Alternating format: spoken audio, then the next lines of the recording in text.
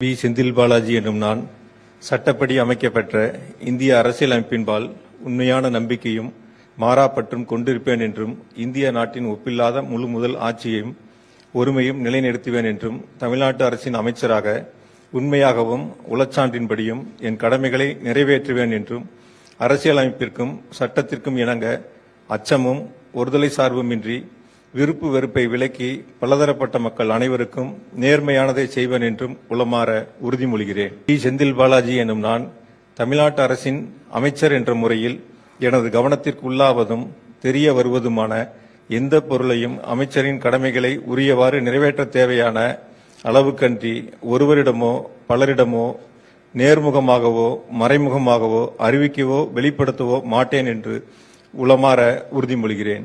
மாண்புமிகு அமைச்சர் அவர்கள் மாண்புமிகு தமிழ்நாடு முதலமைச்சர் அவர்களுக்கு பூங்கொத்து வழங்குவார்கள்.